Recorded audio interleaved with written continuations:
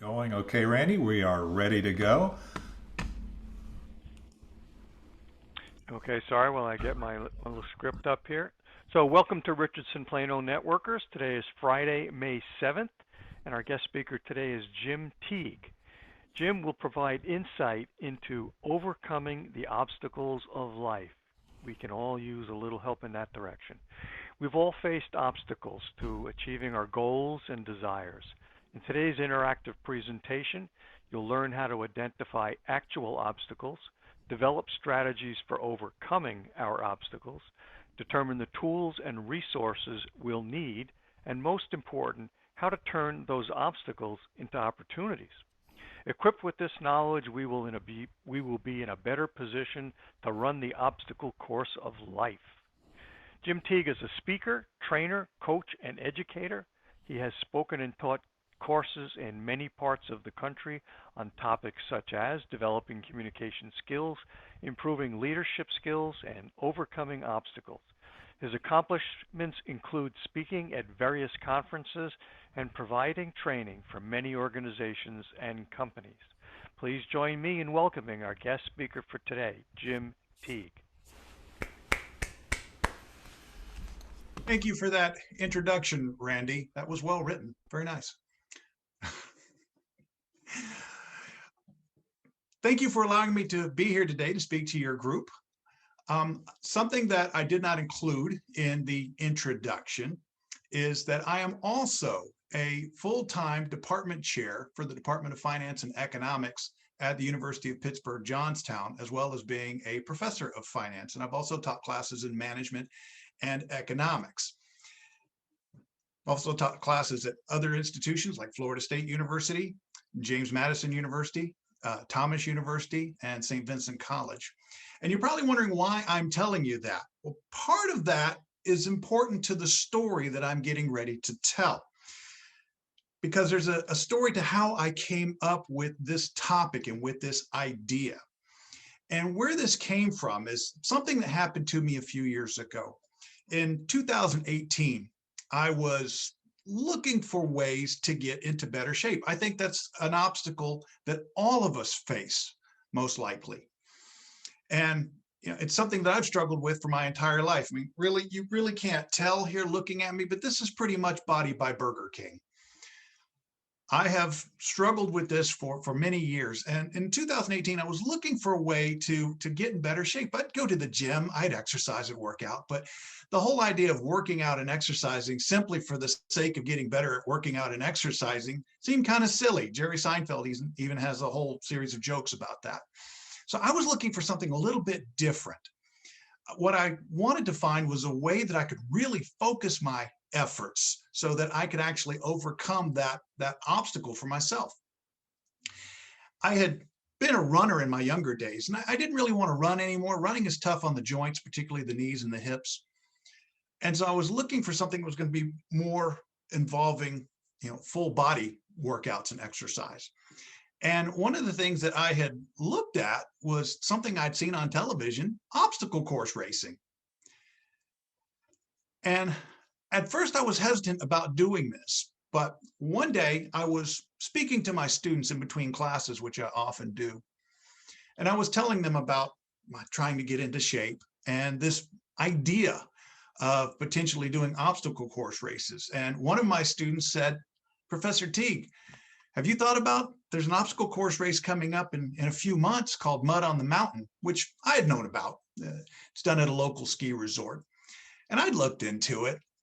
And starting out with the first race or first run of 7.7 miles going up 3 ski slopes, I wasn't so sure about that idea.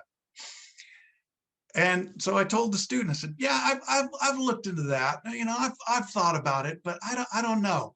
And he said, "You really should. This is something you should consider." Well, I realized at that point that I was about to walk into a trap. And so very quickly I started to think, well, he's about to get me to try to do this. How can I get out of this? And so I said, well, one of the problems is I really don't want to run alone because I didn't have a team. And he said, "No problem, Professor Teague. I work with a local bank that you also work with for some of the projects for the students here. And we have a team called the Beastly Bankers. You could run with us. Thought, okay, he got me on one. Let me see if I can come up with something else.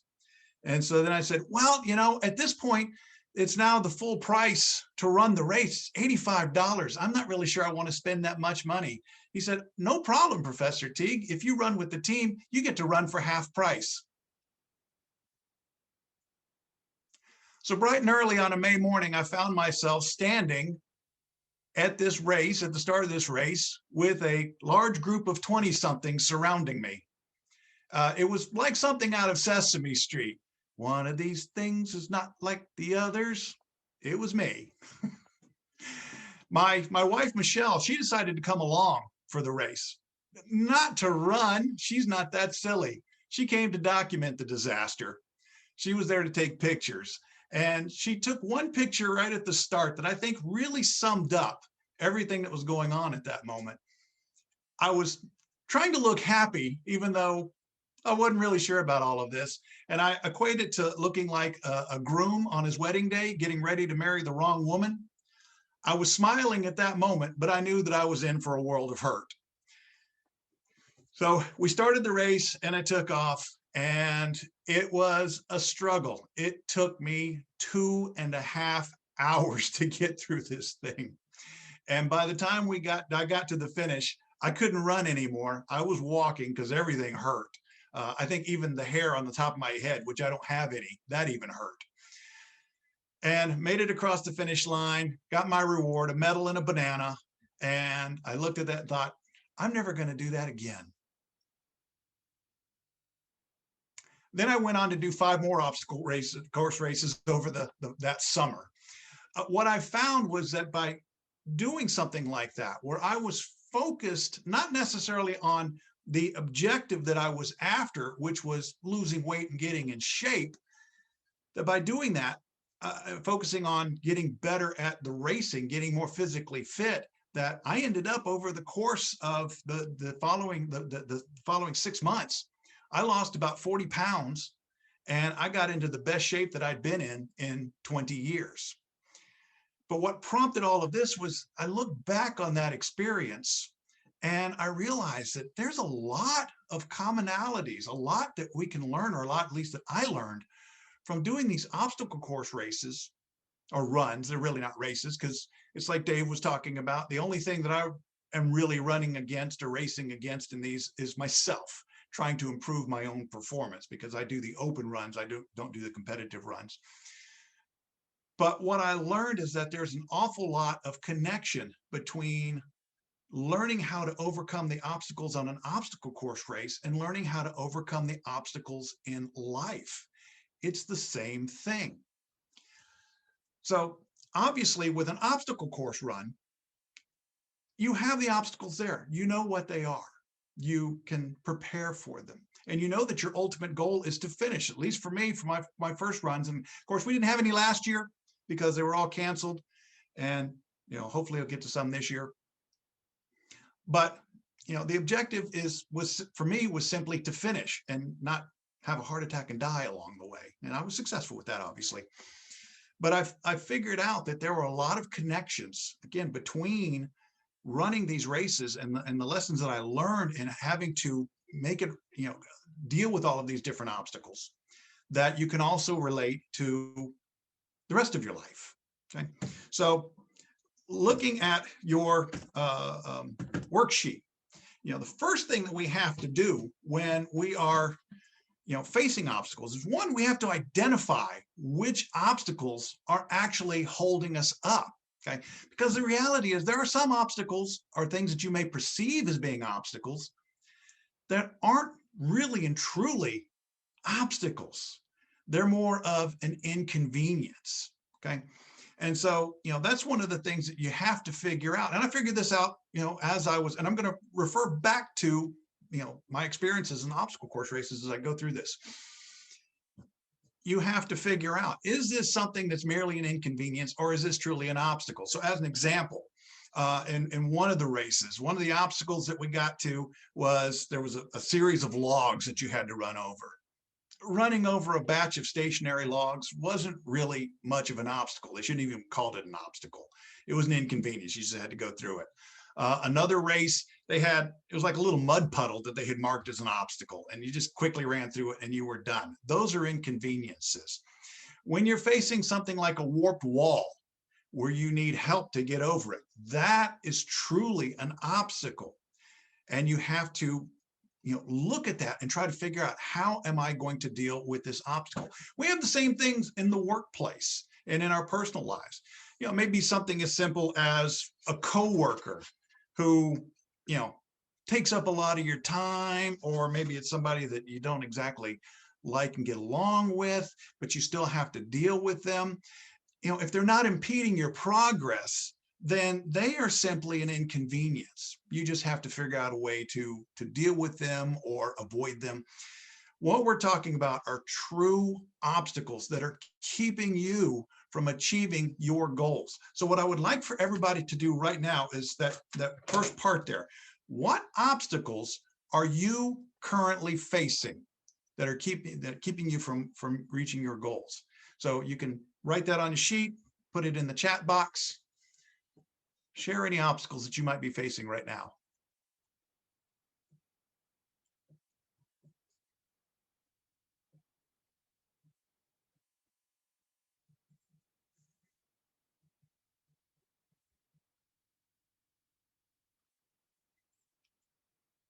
Okay, I see one for time limitations. Yeah.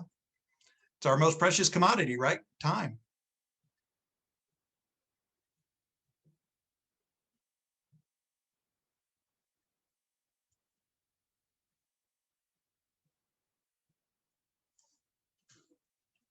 Time management. Well, time seems to be a big one here with this group. Anybody have anything other than time? Marketing the pivot planner. Yeah. Mindset, closing the sale. All right.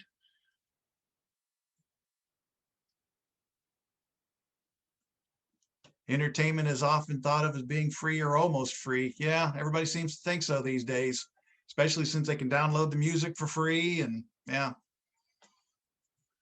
Not meeting in person. Yeah, I think that's an obstacle we've all been facing.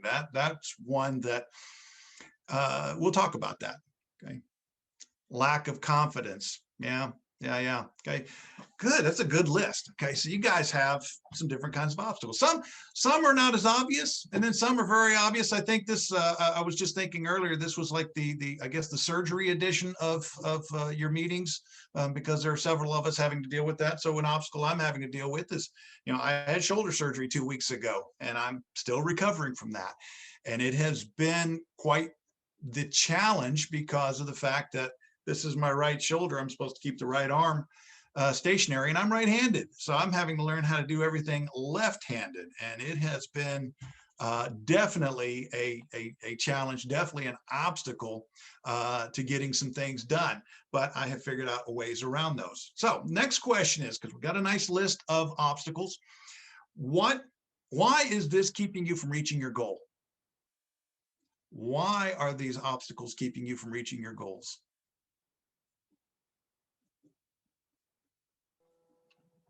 Because most people don't have clearly defined purpose.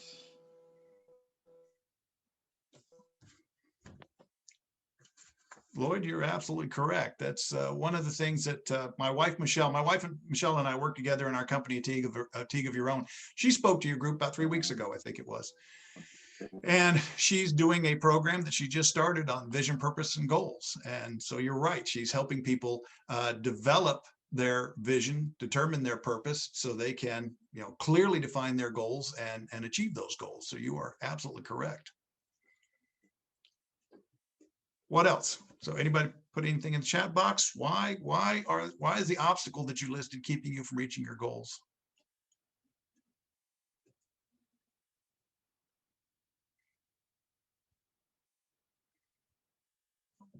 Head trash. Head trash, yes.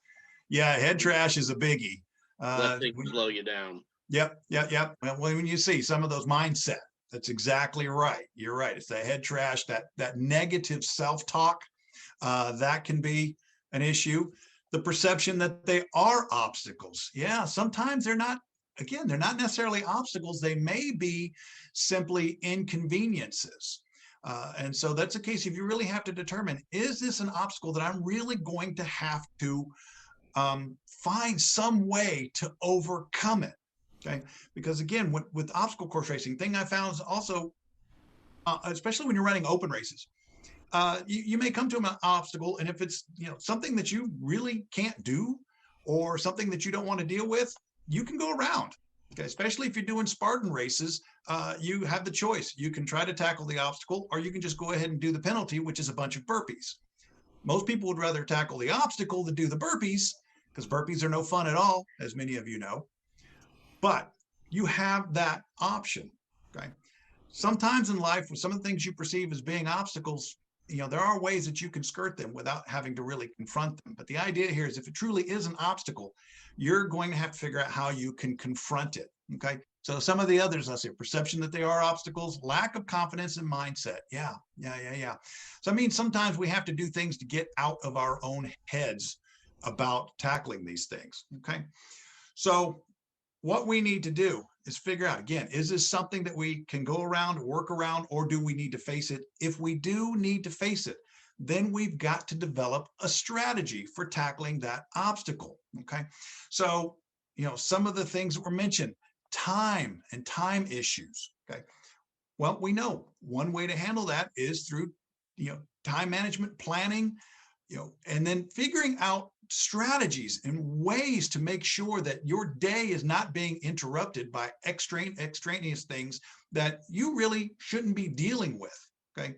Might also mean doing things like delegating tasks to somebody else. But a lot of us, I know we're control freaks. We like to do everything ourselves because then we know it's going to get done. I see a lot of smiling on that one. Yeah.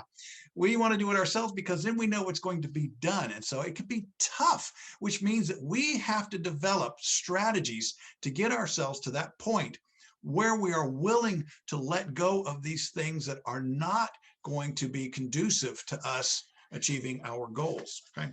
So I like the example of when it comes to figuring out, what your obstacles may be.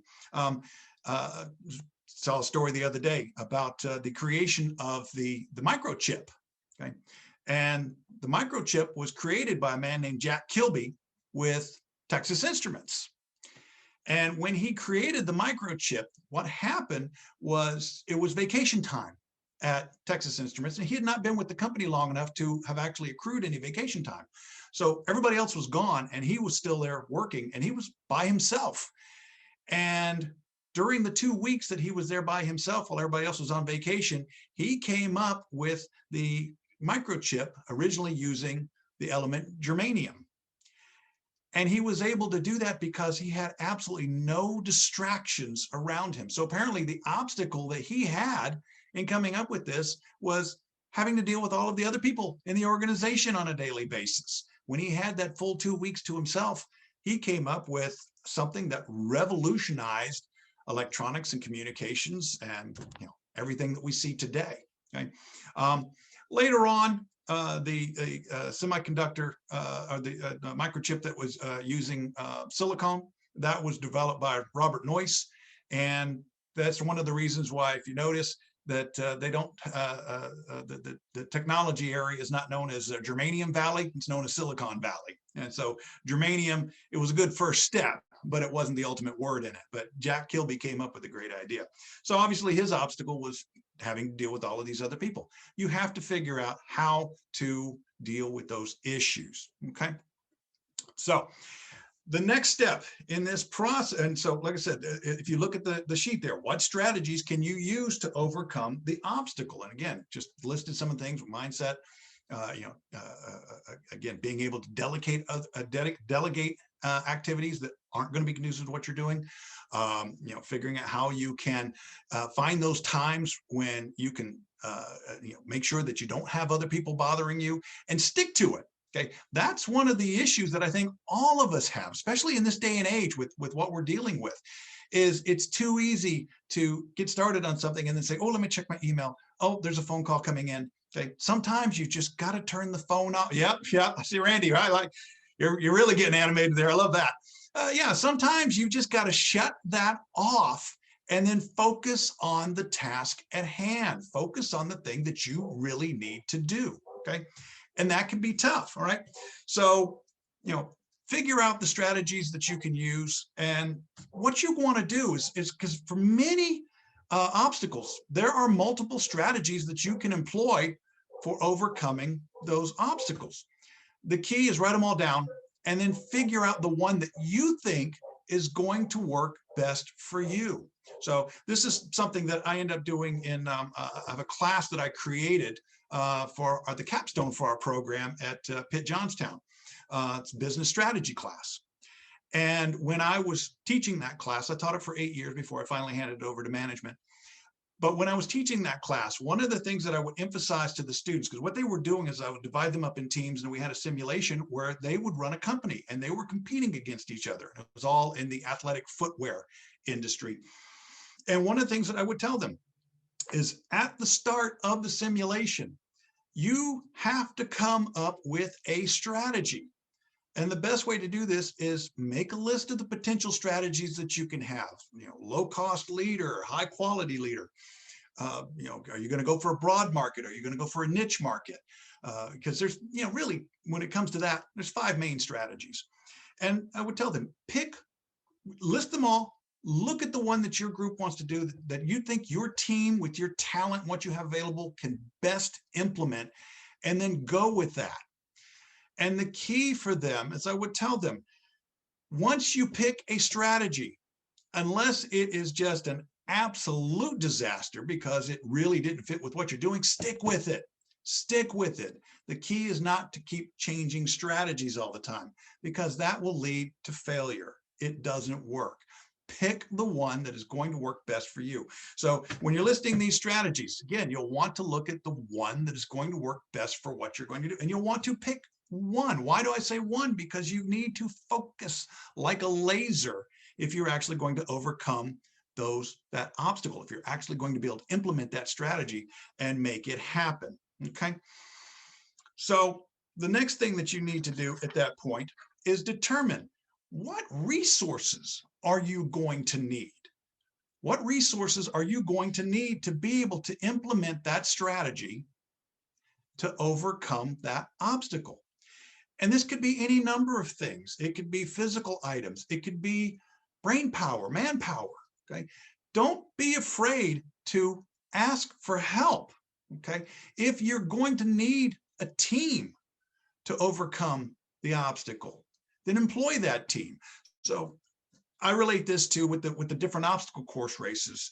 With the Spartan races, those are more singularly competitive. But with Tough Mudder, that is very focused on teamwork. And I've only done one of those. And when I showed up, I didn't have a team because none of my friends, I'm 57 years old. People my age don't do this sort of thing. And so my network of people, my friends, they won't go do it with me. So when I went to my only Tough Mudder, when I got there, I had to create a team. So I found all of the people who were, they call them lone wolves. And it was really interesting because I did not expect to draw as many people to me as I did, but I think because of the fact that it was obvious that I was older and maybe they thought that I was more experienced at this, I actually drew a nice team of young people to me. It was great. I actually had a hard time keeping up with them. But the great thing about having that team with some of the obstacles like the pyramid climb, there you're having to do things like climb up over people, stand on their shoulders, help other people up. I know when I got to the top of the pyramid, there was a gal there who she pulled me and I was stunned at how hard she was able to pull. I almost fell in love. I couldn't believe it. This girl was something else.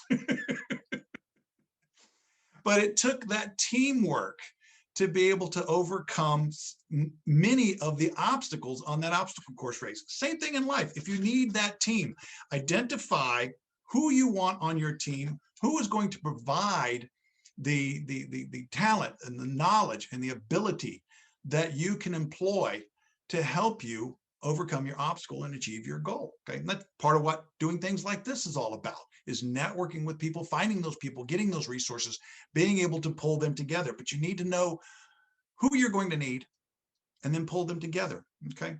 Like I said, don't be afraid to ask for help. So many people are afraid to ask for help, but there's so many folks out there that are willing to help. Just in the conversations that we're having here earlier, it was amazing to me how many people were talking about, Randy talking about offering his services and they're free. Wow. Why would you not take advantage of that? That would be absolutely crazy. So also you need to determine, again, are there physical items that you're going to need? Are there monetary resources that you're going to need? Sometimes overcoming some obstacles, it's going to require an investment. And it's an investment in yourself. It's an investment in your business. It's an investment in what you do. Okay. And, the reality is we're constantly investing in things in our lives. For me, again, to get into shape, to be able to comfortably run these races, except for the last one that I ran. I'll talk about that one here in a little bit. I had to spend money. I went and sought out a trainer. I went and sought out folks who actually train for those types of activities. And it paid off. It paid off. Like I said, I got much better at it. I found the races were much easier for me as I went along. I say all but the last one. That's because the last one that I did was at PNC Park. It was a stadium run. And it's interesting when you talk about obstacles, sometimes you don't think about certain things as being obstacles. And after the race, I was reading an article about it, and somebody talked about the number of obstacles on this particular run, because it was a 3-mile run. It had about 20 actual obstacles. But as they stated, there were actually thousands of obstacles in this particular run. Every single step in that stadium was an obstacle. Somebody asked me afterwards, Jim, how many steps did you step on? Do you think you stepped on at PNC Park during that run? And I said, all of them. At least it certainly felt like it. It was a lot of steps. Okay. But again, understand that you're generally going to have to make an investment if you're going to implement your strategy so you can overcome these obstacles. Okay. And then once you've got all of that together, you've now got your strategy. You've determined the resources you need. You've put your team together. You've figured out how you're going to do this. Develop your plan of attack based off of those resources. Because generally, if you're going to overcome obstacles, you're going to have to attack them. Again, that was another thing that I figured out very quickly on these obstacle course races. If you approach them in a timid manner, particularly climbing type obstacles, you'll find yourself in trouble. Okay, you really got to go at it 100% if you're actually going to tackle the obstacle. Okay. Once you've done that, now you've got your strategy in place. You need to start thinking like a tactician. Okay. Going back to my example of the business strategy class that I taught, what I found is the teams that were successful, they would listen to what I told them. They had their strategy in place, and then they would start to look at, okay, what are we going to do here for our marketing campaign? How much are we going to spend? How are we going to do this? Are we going to do the same thing in all of the different markets, or are we going to do something a little bit different in each market? We're going to try to offer the same product in each market, or we're going to offer something a little bit different, customize it to each market. So they had to start thinking tactically. Okay? And tactics are pliable. That's where you can change things. And again, something that I tried hard to emphasize to them. Once you've got that strategy, stick with it. It's your tactics that you can change. Maybe you spent too much in marketing in this market. Maybe you needed to do more. Okay? Maybe you can do a standardized product, so on and so forth. So you can change those tactics. So you need to determine the approach that you're going to take to be able to handle the situation. So tactically, how are you going to do this? Establish your parameters for your tactics, meaning that this is how far we're going to go. You're not going to go outside of that. Okay. This is one of those things that, again, I also teach finance. And so this past semester, I was teaching a class in portfolio theory where the students had to do a simulation where they were actually crafting and managing a portfolio. And one of the things that they had to create at the outset was a policy statement. Okay, that policy statement basically gave, one, the strategies that they were going to employ for running that portfolio, but then also, again, it set those parameters, those tactics. And so they had to set determine a certain level of risk for their portfolio. And they were then, I told them, make a range where you could go lower or higher, but don't go outside of that range. And then they had to maneuver tactically within those parameters. So you need to set those parameters for your tactics and make sure that you stay with them, okay? Consider your possible outcomes from your initial moves, okay? Many people in this world, they engage in what Thomas Sowell, one of my favorite economists, yes, I have favorite economists, and Thomas Sowell is one of them. I know that's a little weird. And Thomas Sowell talks about stage one thinking. And stage one thinking is when you look at that initial reaction from your moves, from whatever you're implementing, and you fail to consider anything past that, okay? That's how we see, lousy economic policy being implemented sometimes, is because whoever is doing it, they're thinking stage one, this is the initial outcome, this is what we're after, but they fail to think about the ramifications of what's going to happen after that, okay? Same thing here. You need to think about what outcome do we expect to have from those initial moves, and then how would we react tactically from there? What are the possible next steps, the next possible outcomes or directions that we could go, okay? So again, need to think about that, what's going to happen in the initial move, and then what could possibly happen after that. And then you want to make adjustments as needed. And then the key step to all of this, and this is where I think most of us fall down, you have to take action. You have to take action. Again, I see this all the time with my students where they'll make all of these wonderful plans for these things they're doing in my different classes. And when the time comes to actually do it, they freeze. Nothing happens. And then they wonder why they don't get the outcomes that they want, okay? And I know we're all guilty of that. What do they call it? Paralysis of analysis. I was actually talking to somebody, I guess a few months ago, and we were talking about doing businesses like Michelle and I do, and the person was saying, yeah, I've been getting ready for the last 5.5 years. They have planned it and planned it and planned it, but they haven't taken action. So you've got to take that step, right? And then once you've done that, hopefully you start getting the results that you want, okay? So once you've done all of that, then the next thing is to learn from this whole process, okay? What you want to do is figure out what are the opportunities that have come out of this process of planning and hopefully overcoming your obstacles, or maybe you don't, okay? No guarantee that you're going to succeed.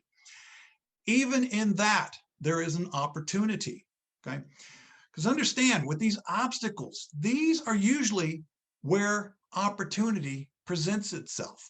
Because understand, a lot of times these new products that are created, they come out of some issue, some obstacle that somebody has been facing, and then they come up with a brand new product.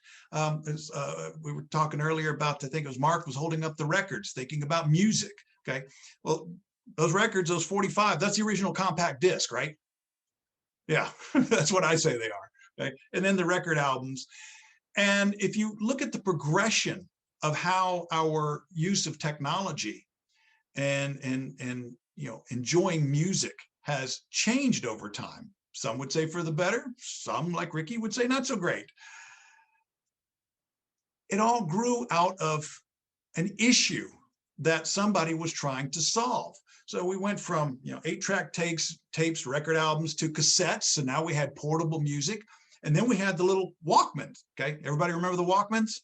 Okay. Problem with the Walkman is you could only listen to one cassette, and you had to be one cassette at a time. And what's the problem with cassette tapes? Every time you play them, what happens? The quality of the music degrades, they stretch out, okay? So the next step was being able to have music in an electronic form. And that gave rise to the iPod, which was totally revolutionary. But think about how much things have progressed. Does Apple even make iPods anymore? They're gone. They don't make them anymore. We've now moved on to where, and I see it all the time with my students, they're walking around in the hall, they've got their entire music libraries on their, I don't even know where my phone went, but on their phones. Okay, they got their entire catalog, everything on their phones. All right, that all grew out of somebody recognizing an obstacle and figuring out a way to overcome it. So again, these obstacles are where you're generally going to find the opportunities. Okay, turn those experiences in dealing with obstacles. Can you turn it into something that can help other people overcome similar issues? And once you have figured out how to overcome an obstacle, then you can share that information with others. So once you figure out a system that works for you on doing things like time management, things like that, then you can share that information with others and hopefully help them overcome their obstacles without having to go through that whole learning process again. Okay. And then find ways to change the obstacle and a chance to grow yourself through adversity. And when you have that possibility, transform that obstacle into an advantage. Because again, once you learn how to overcome an obstacle, once you've learned how to overcome an issue, then you can do it again and again and again. Okay. The key is to make sure that you get it done that first time. So I want to take just a moment because I'm almost out of time here. I got about 5 minutes. So hopefully you've had a chance to look at the offer sheet. Okay, with the offer sheet, we got a few things going on there. I am working on a digital bundle would be an audio and an ebook download. I'm working on that right now. So if you decide you want that, that will be a pre-order. One of the things that we also do through a Teague of your own is disc assessments.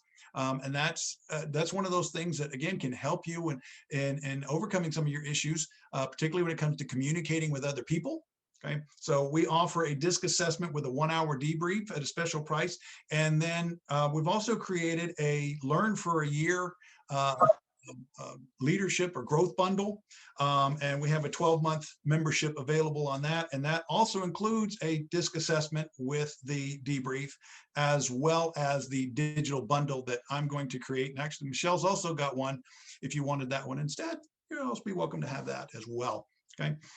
All right, so finishing this up, once you have gone through this process and hopefully you have succeeded in overcoming your obstacle, review what you did, review how you did it, make notes of it. That way you can remember the steps that you took, okay? And basically do your own debrief on how you made it through this process, okay? One of the things that you're going to have to look at and be brutally honest about it is acknowledge if the approach that you used provided the desired outcomes that you actually wanted, or did you fall short of what you were trying to accomplish? And if you fell short, again, there's lessons there too, because much like Thomas Edison, when he was inventing the light bulb, somebody asked him, what does it feel like to have failed 30,000 times? And he said, I didn't fail 30,000 times. I figured out 30,000 ways it doesn't work. And then he finally hit upon the right thing. So you have to be brutally honest and understand that even if you fell short of your expectations, you learned that that's not what you do. You do something different the next time. You try a different approach, okay? Determine what worked, what areas of improvement you might need to make, okay? Also incorporate those successful strategies into your toolbox for dealing with future obstacles. Because once you have done it, again, you now have a method, a system. It may not work every time, but it's always a good place to start with what has been successful in the past.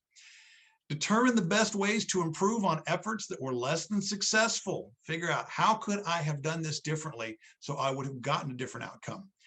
And then most importantly, the last step in this whole process, especially when you have been successful and you have overcome that obstacle, celebrate your accomplishment. Celebrate. Most of us, we don't take enough time to really enjoy it when we actually overcome a situation, when we've actually achieved a goal that we were after, when we have been able to overcome an obstacle. And that's one of those things that's incredibly important, because by doing that, you recognize your own accomplishment. You can figure out ways to reward yourself. You can share that achievement with others. I mean, I'm fortunate that I get to work with Michelle. And so when one of us has a success, we celebrate it together. But celebrate those accomplishments and those successes, because that's going to be critical to help keeping you on the path to overcoming your obstacles. David? It was awesome. Thank you, Jim. That was an amazing walkthrough of overcoming your obstacles, and I encourage you to check out his offer sheet. We'll ask you, Jim, we'll be sharing this. I think I told you beforehand, on as a video. Is that, it says today only, but is that offer good for those that are in the group that are viewing the video at a later time? Yeah, we can make it available for maybe a week. Okay. All right. I'll qualify that, or just put that in case somebody says, "Oh, I missed it." That's one of the challenges with we've got 15 people or whatever now, but there'll be a number of people that'll tune in that couldn't make it today. So I just want to make sure of that. Okay, sounds good. Well, awesome. Anybody have any questions? If you have a question for Jim, go ahead and open up your mic. We've got a few minutes before I'll finish out with the announcements, but any questions, comments, thoughts? If I see you open your mic, I will call on you. So anybody? Okay, go ahead, Mark. You need just open up your mic. Just go ahead and unmute. Yeah, that was fantastic. Thanks so much. Thank you. The analysis paralysis, it reminds me of me sometimes, but someone that I work on a lot of projects with. And how do you overcome that, either with yourself or someone else? At some point, you just got to make a determination that I've got enough information. Yeah. I know, again, when I'm dealing with my college students, they really have a hard time with that because they want to overanalyze everything. And it's just because it's what they've been trained to do. And I tell them, you don't. Sometimes you have hard deadlines. And I guess that's probably the best way to do it, is set a hard and fast date and say, I have got to get going at this date. I've got to get it started. Because if you don't do that, and then you've got to have the self-discipline to go ahead and start. Because if you don't do that, sometimes you'll never start. You'll never start. So I find that's the best strategy for us, because I know for me, I'm one of these kinds of people that I will wait as long as possible. And so I have to have that hard and fast date, because then I know, yep, I've got to get started and I've got to go. And one of the tricks that I found for me is instead of setting a date that's as far out as possible, I try to set dates that are a little closer, so it will force me to move. And that's just because that's what I have to do. But there could be any number of strategies that you could use for that. Great, thank you. Okay, Lloyd, did you have something? Yeah, as you well know, David, my brain turns a lot. So talking about obstacles, first and foremost in my head, I'm thinking, okay, most people look at obstacles and don't even bother trying to fix it or overcome it. And I think that's because they don't think it's possible to overcome it. So I'm thinking that in order to even begin to overcome obstacles, you have to think it is possible. There is an answer, right? Yes. Become a possibility thinker. Yes. Because if you don't think that there's a solution available, you're going to fail where Jim says you don't take action. So in order to take the action, you got to start thinking in your head that even if I do everything wrong the first time, I can get to a solution. So, and Jim, you put together a process to help you get to the solution. But my thought is, if you don't even think that it's going to be possible, you're not going to even try. You're not going to take advantage of what you just offered. So I urge everybody to be a possibility thinker is what I'm saying. Yeah, and it's definitely kind of like when Jim told the story about not wanting to run the race or do the obstacle course in the first place. I mean, we all look at it, and I think one of the key takeaways that I had, Jim, from your talk is really that we shouldn't focus on the obstacle. We have to focus on our, as Lloyd's pointing out and you pointed out in your story, is the vision, the possibility. And frankly, if those who know me, all things are possible. So it's really just a matter of having, whether there's limitations that we all have. And so that's a beautiful thing. Randy, did you have something? Yeah, Lloyd brought up a thought. Jim, if you really perceive in your mind's eye that the obstacle is, quote, insurmountable, what do you think about trying to develop a workaround? I'll just leave it at that. Working on a workaround as opposed to implementing the process and trying to get over the obstacle. Right. And that was part of my story with the Spartan races. Right. One of the obstacles that I still physically have trouble with is climbing the rope. I've never been good at that. Yeah. It's not enough muscle mass to the weight ratio. One of these days I'll get there. I'm going to do it. That's one of my goals. And that is one of my obstacles that I have to overcome. And when I have been faced with that in past races, that's one where I'll go over it. You have to make a token attempt. And so I'll act like I'm going to do it. And then I go do my burpees. Sometimes you have to, sometimes an obstacle that's perceived as being insurmountable can be surmountable. Then what you have to do is break it down into steps. Break it down into, well, what will it take? And then make up your mind that you're just going to do it. And so again, that's something that I face with the rope climb is I'm going to have to work with people who know how to do this, know the techniques, get myself into the physical condition, because I'm going back to it. I'm going to do it again. Get myself into the physical condition where I can do this. So up to this point, it has seemed insurmountable, but you've got to develop the mindset that nothing is insurmountable. I always think of, I was watching the movie Patton, starring George C. Scott. And they're talking about some of the different fortifications that they were having to face. And it's like he said, man-made fortifications are a testament to stupidity. He said, if we can overcome oceans and mountains, we can overcome anything man creates. And, so unless you're, trying to overcome a mountain or an ocean, there's nothing that's insurmountable. It's also a case you've got to develop that mindset. I can do it. It can be done. Everything can be overcome. That's awesome.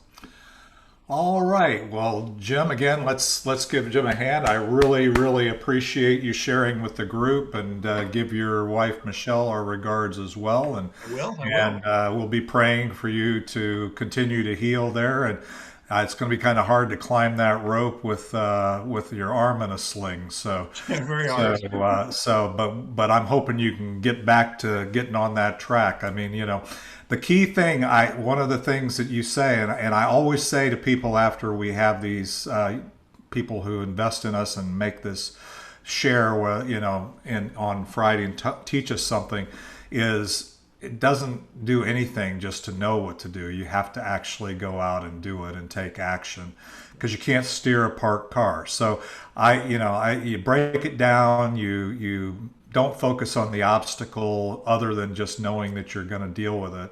And, you gave us a lot of good, solid information. And again, a lot of times, those of us that have a little more history, we tend to say, oh, yeah, I already heard that. Yeah, I already know that. The real question is, what are you doing with it? Are you acting on what you know, or have you heard it so many times that it's just become your zombie brain to ignore that particular action? And that means your history becomes your destiny, right?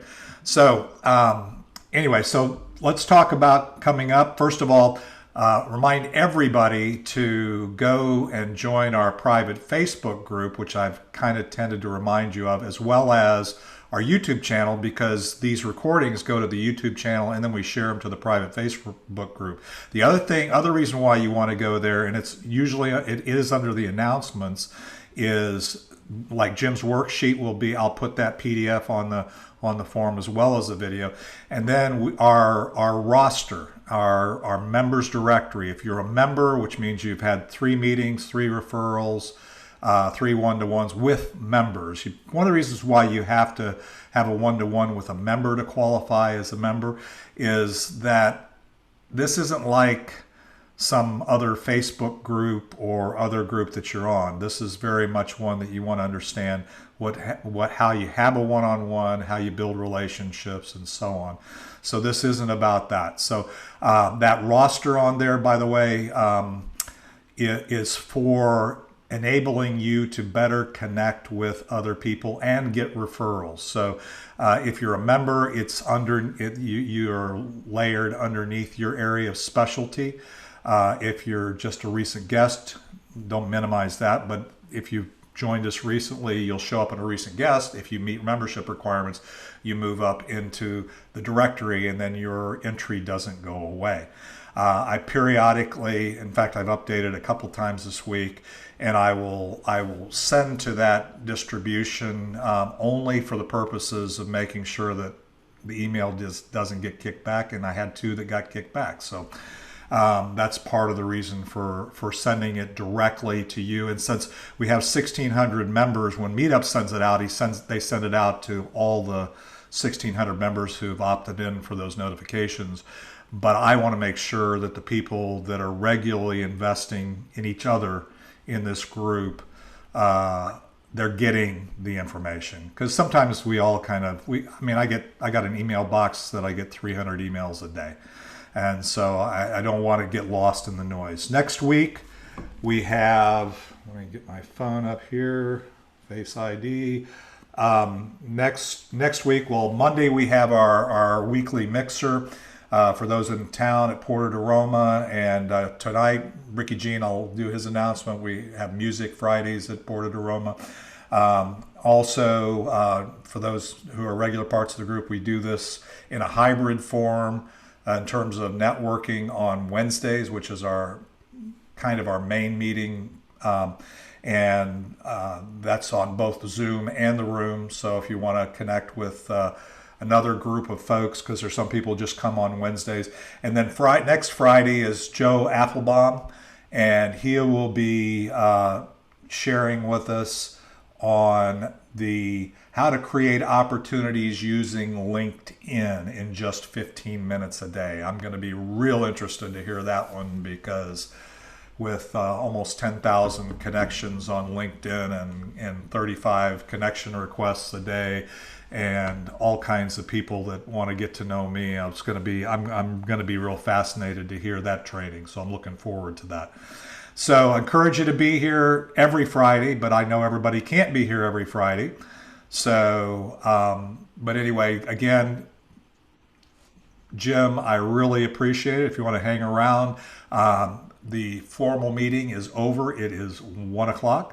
And so if anybody has any gratitude, any kind of further questions or comments, I'll leave the Zoom open for another however long people stay.